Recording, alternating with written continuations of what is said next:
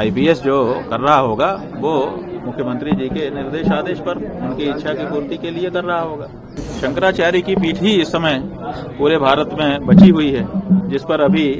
सत्ता पक्ष का कोई व्यक्ति नहीं बैठ पाया है। उनकी कोशिश है कि जैसे उन्होंने हर संवैधानिक पद पर अपने आदमी बैठा लिए, जैसे उन्होंने हर विश्वविद्यालय के कुलपति के पद पर अपने आदमी बैठा लिए, जैसे उन्होंने बाकी कई जगहों पर अपने आदमी बैठा लिए, वैसे वो चाहते हैं कि शंकराचार्य के पद पर भी हम अपने आदमी बैठा लें। भाई हमारा उनका व्यक्तिगत न तो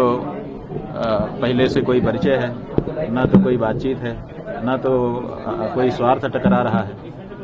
आईपीएस जो कर रहा होगा वो मुख्यमंत्री जी के निर्देश आदेश पर उनकी इच्छा की पूर्ति के लिए कर रहा होगा। हमारा व्यक्तिगत तो उनसे कोई लेना देना है नहीं ना। महाराज जी, जिस तरीके से कार्रवाई की बात कही जा रही थी, अब ऐसा लग रहा है कि लोग बैकफुट पे आ गए हैं, तो क्या ये अब ये आप लोग अपनी शब्दावली है, हम इसमें नहीं जाना चाहते हैं। हम तो ये कह रहे हैं शुरू से आपसे कि हम यहाँ पर उपस्थित हैं और आपकी कोई भी जांच है उसमें सहयोग करने को तैयार हैं, और अगर कोई आरोप लगाया गया है तो उस आरोप के बारे में आप हमसे जो पूछें वो बताने को तैयार हैं, और हम बता भी रहे हैं, आप देख रहे हैं। शंकराचार्य की पीठ को बदनाम करने के लिए जिस तरीके से शंकराचार्य की पीठ ही इस समय पूरे भारत में बची हुई है, जिस पर अभी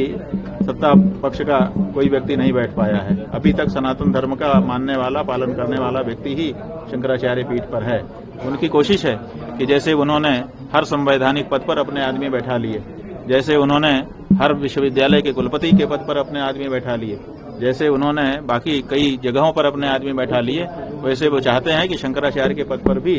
हम अपने आदमी बैठा लें। तो इसीलिए जो परंपरागत शास्त्र को मानने वाले, वेद धर्म को बताने वाले शंकराचार्य हैं, वो उनको अब सुहा नहीं रहे हैं, क्योंकि जो वेद को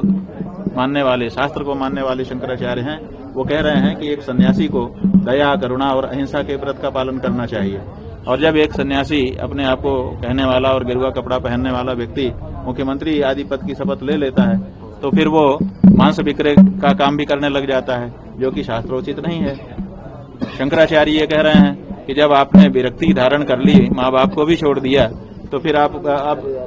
नौकरी क्यों कर रहे हैं, क्यों वेतन लेकर के काम कर रहे हैं? और वेतन लेकर के जब आप काम करते हैं, भत्ता लेकर के काम करते हैं, तो 24 घंटे के लिए आप संविधान का काम करने के लिए जब नियुक्त हो गए तो मठ का काम कब करेंगे? तो ये जो प्रश्न है मूलभूत, इन प्रश्नों को शंकराचार्य उठा रहा है, इसीलिए शंकराचार्य उनको नहीं सुहा रहा है।